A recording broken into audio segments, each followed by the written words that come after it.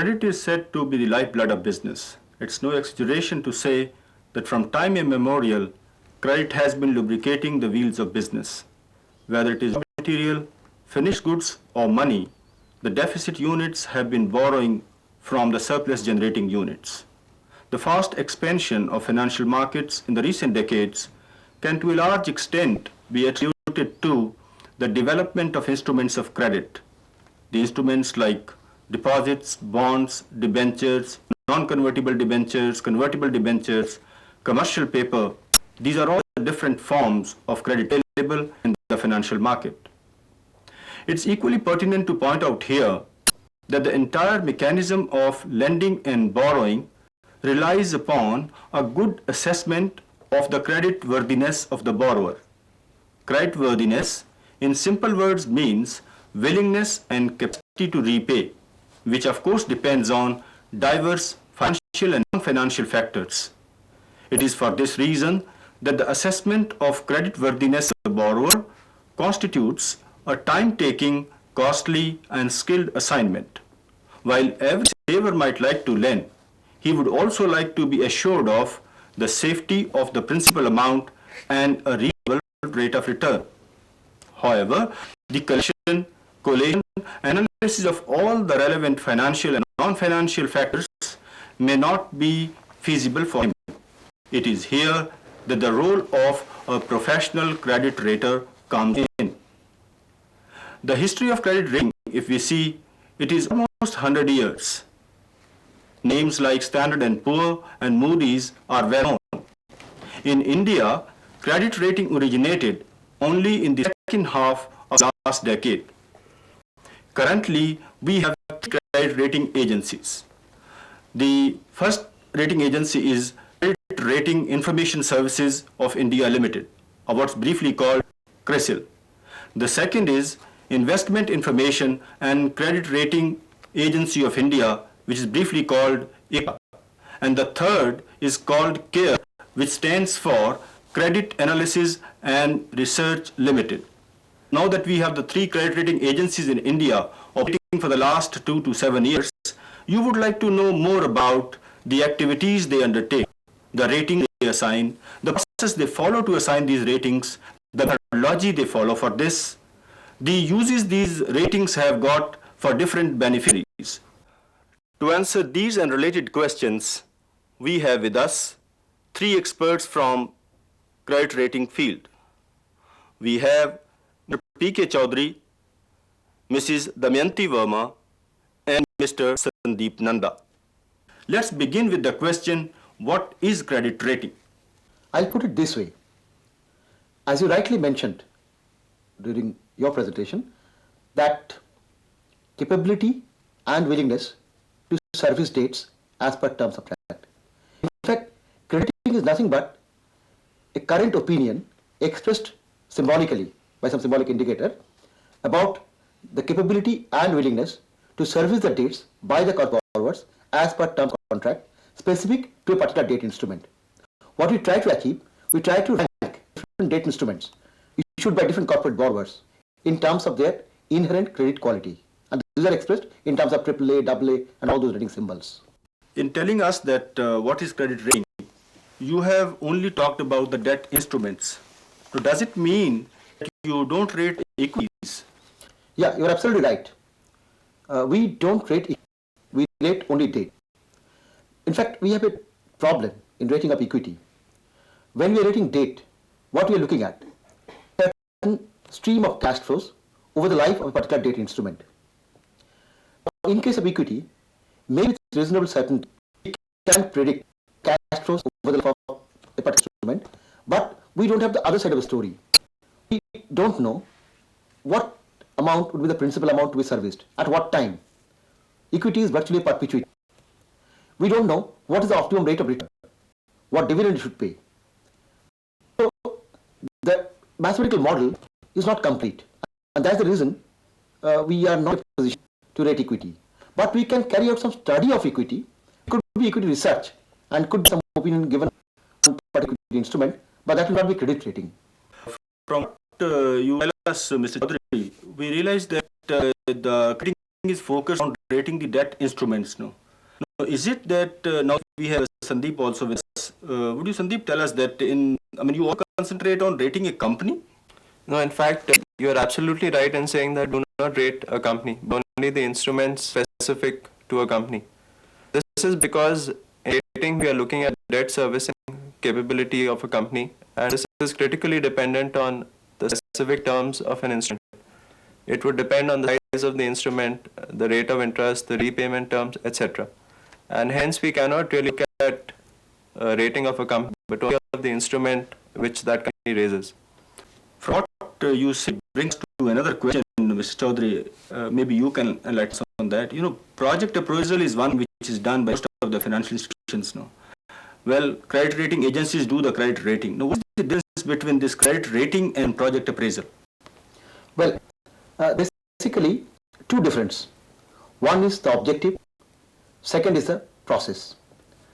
Now, so far as project appraisal is concerned, we are more involved in an accept-reject decision, feasible, not feasible, or it is viable, not viable. In case of a credit rating, we are looking at different debt instruments and ranking them in order of degree of safety. So here the decision is more of ranking.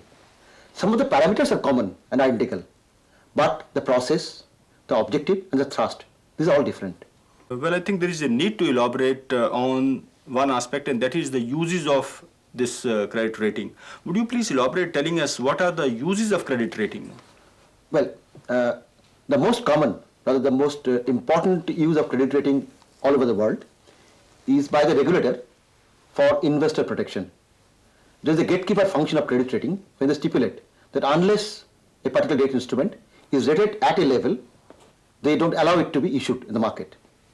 Or in some cases, they say that you have to mention and make it public that what is the credit rating for a particular debt instrument, so that the potential investor may decide whether to go for an investment or not to go for it. Now, the other important use of credit rating is to eliminate the role of name recognition. Now, what happens? A common investor, when he takes an investment decision, he either goes for it because he knows the name, is familiar with the name of the promoter, name of the collaborator, maybe name of the product or something. He doesn't go through a detailed credit assessment process. Now here, an investor, if he looks at a credit rating agency and is familiar with their capability, credibility and have confidence on them, then he can decide to invest in the instrument which has been rated reasonably high by that credit rating agency. So it replaces or at least minimizes the role of name recognition. Another important use of credit rating is in establishing a linkage between risk and return. Now, an investor can measure the level of risk by the rating assigned to the particular instrument. And he knows also the rate of return which is being offered in the market. What he has to do is to compare the level of risk involved and the rate of return which is being offered vis-a-vis his personal expectations for a rate of return for a given level of risk. And thus, he can optimize his risk-return trade-off. We thus understand that there are three important uses that you have mentioned. It is useful for the regulators. It is useful in the sense that it replaces name recognition by thorough analysis of the data to judge the creditworthiness. And the third thing you have said is that it facilitates what you call trade-off between the risk and return. Now, would you like to add something more to these uses of credit rating, Sandeep? Yes, thank you. Mr. Chaudhary has been talking from the viewpoint of the investor. But credit rating can also help the issuer, particularly if an issuer is relatively unknown. Then if he gets a rating from a credible rating agency, it can help him access a wider capital market. And if the rating is good, then it can help him reduce the cost of his funds. Damayanti, would you like to say something? Yeah, the growth of capital market in a country will be much faster with the increasing level of confidence of a larger base of potential investors if the credibility of a rating agency is well established.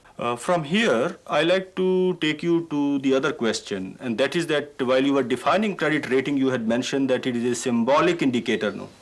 Now, I'd like to know from you that what are the different symbols which are really used for credit rating? No? In fact, different rating agencies have their different rating symbols. What I'll do is I'll restrict myself to rating symbols being used by ICRA, which are as follows. We have three different types of rating symbols. One is for long-term instrument, one is for medium-term instrument, and one is for short-term instrument. So far as long-term instrument is concerned, the rating symbols are prefixed by the letter L. Now again, it's a scale starting from AAA and ending at D. Similarly, for medium-term instrument, it's a scale again starting from AAA, ending at D, but there is a prefix M. For short-term instrument, we start like A1, A2, A3 and goes up to A5. Now AAA or A1, that talks about the highest safety, and D, or the last one, that represents the highest risk or default situation. Now we sometimes add plus or minus symbol after the rating symbol. Now this plus and minus symbol really represents the relative strength within a particular group. For example, if somebody is AA plus, he is definitely weaker than AAA, marginally weaker than AAA, but is stronger than a AA. Or similarly, a AA minus, that will be stronger than an A plus, but weaker than a AA instrument. From this, we understand that almost all rating agencies use some symbols for the ratings which they assign. No? I have a general question here, and I like to address this question to Sandeep. That is that why are the symbols used in credit rating? Well, that is simple to explain. Symbols are used because they are easy for a lay investor to understand. There are no complications like subject tos, ifs, and there are no problems of interpretation and translation. And because they're easy to recognize and understand, even for the lay investor, that is why we prefer to use this as a means of communication. Well, we learned then that symbols are very useful because they are easy to interpret. But then what is the process that is followed by the credit rating agencies to assign these symbols? What is the methodology they follow to assign these symbols? I think to know these, what is the process, what's the methodology? Can I turn to Damayanti for this? Only one thing that I'd like to split this question into two. First, the process and then the methodology. Well, talking about the rating process, the process used by rating agencies all over the world are broadly similar, though with certain subtle differences. I'd like to talk about the process at ICRA, which commences with the receipt of the mandate from the issuer. Now, this mandate specifies the debt instrument for which the rating is sought. Also, a rating team is then assigned, which then takes up the assignment. Preliminary information about the company is gathered by means of a questionnaire. This helps in providing an overview of the company's activities, and this paves the way for a detailed study. Also, the team conducts fair amount of research on the company from various secondary sources. The detailed fact-finding exercise involves discussions with all key personnel of the company and also other agencies which are related to the company. Visits are made to all the manufacturing locations of a company. In case it's a new project, then the site is also visited. During discussions with the outside agencies regarding the issuer company, the identity of the company is not disclosed. Now, all the information and data that is then collected is analyzed and a note is prepared. Issues raised during the preview meeting are clarified before the note is presented at the rating committee meeting. This is discussed threadbare at the rating committee meeting. The members of the committee then arrive at a rating decision for the instrument. After the rating is assigned, it is communicated to the issuer along with the rationale for the same.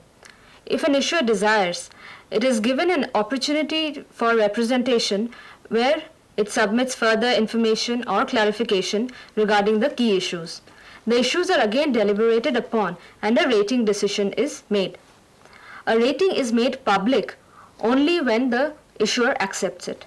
But what are the criteria that you use, the methodology that you follow? The rating methodology that is followed takes into account the various aspects of a company's activities. It is not merely an assessment of the company's financial projections and an assessment of the financial performance.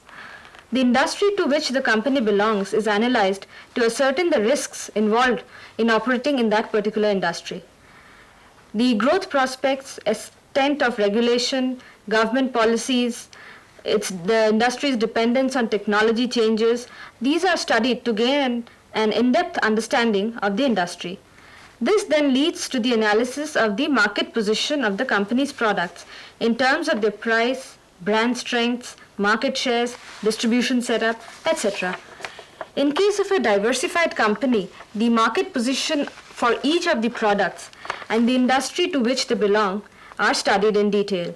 This helps in evaluating the company's position vis-à-vis its competitors. The operating efficiency is analyzed for the different activities like procurement, production, and distribution. The level of accent on technology and its capability of the company to absorb the technology changes, these are the major inputs in assessing the operational efficiency of the company.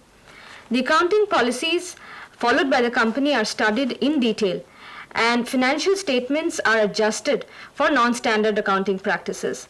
This enables us to evaluate the financial performance in a much better way. It also paves the way for a meaningful inter-firm comparison.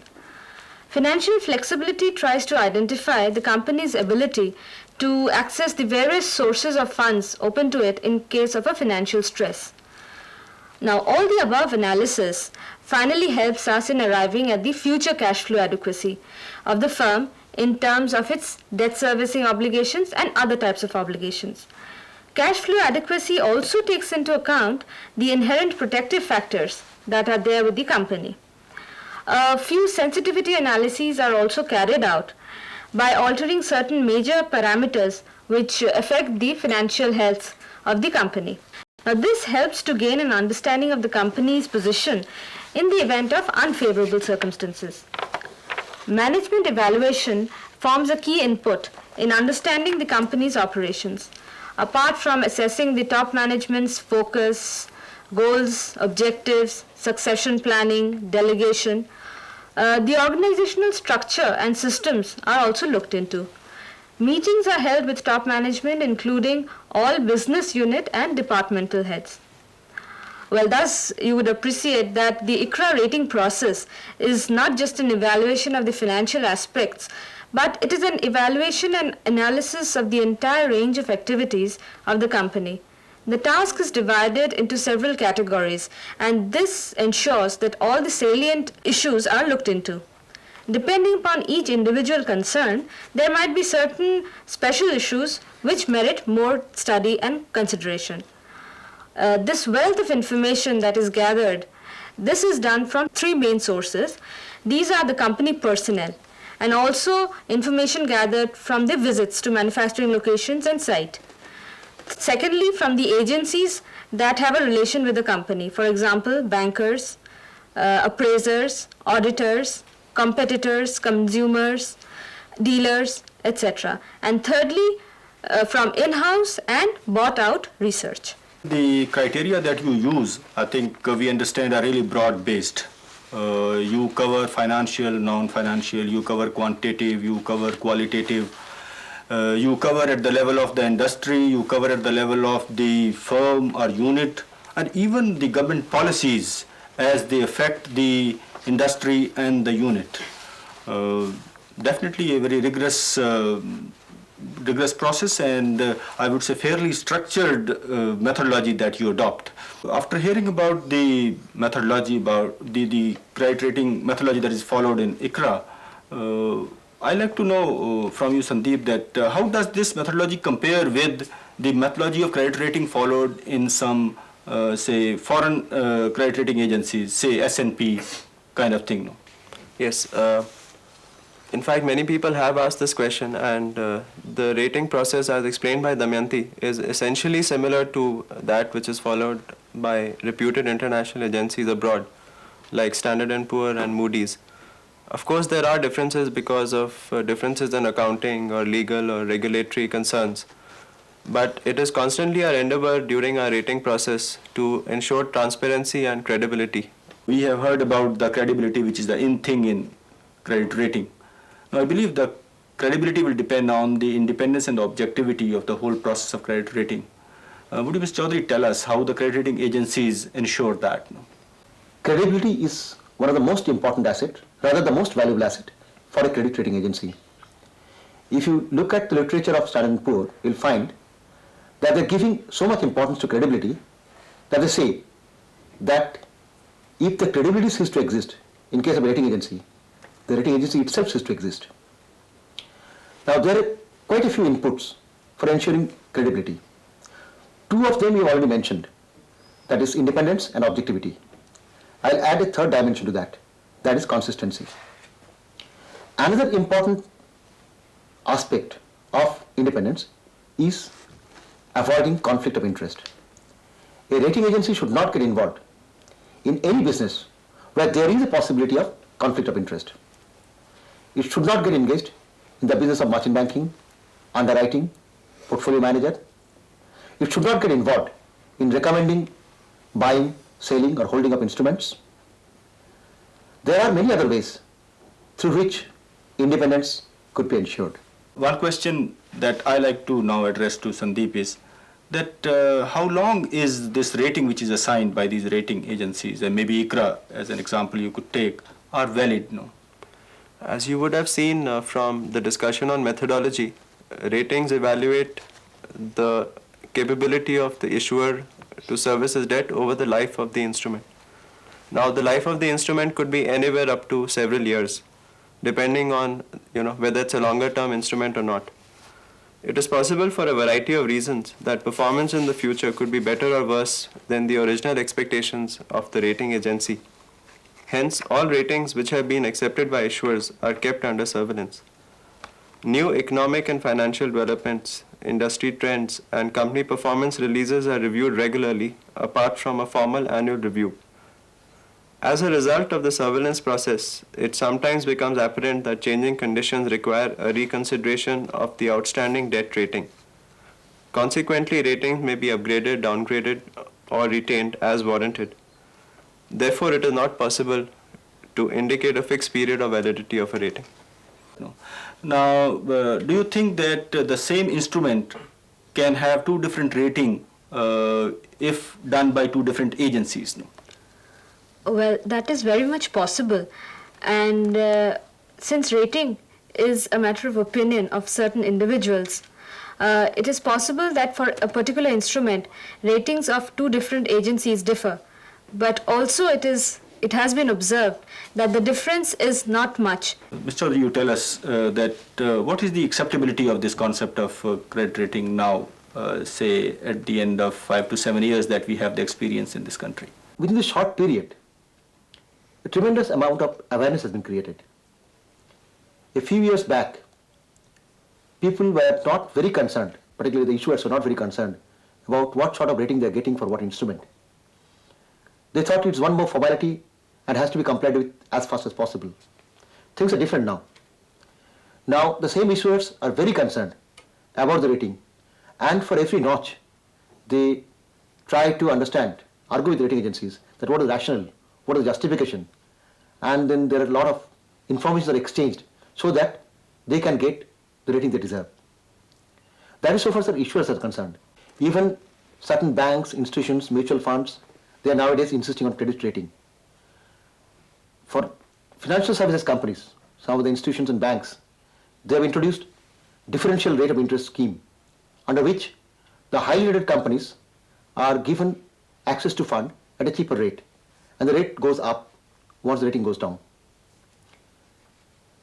Apart from issuers and investors, rating agency has gained acceptance in the capital market also. Of course, SEBI as a regulatory agency has already stipulated that debentures which are convertible or redeemable beyond 18 months have to be compulsorily rated. Even Reserve Bank of India has stipulated that no one can issue commercial paper in the country unless it gets A2 rating from us, or P2 rating from CRISIL, or PR2 rating from CARE. Definitely this sort of interest being shown by different sectors of the society shows that credit rating has gained some sort of acceptance all over the country.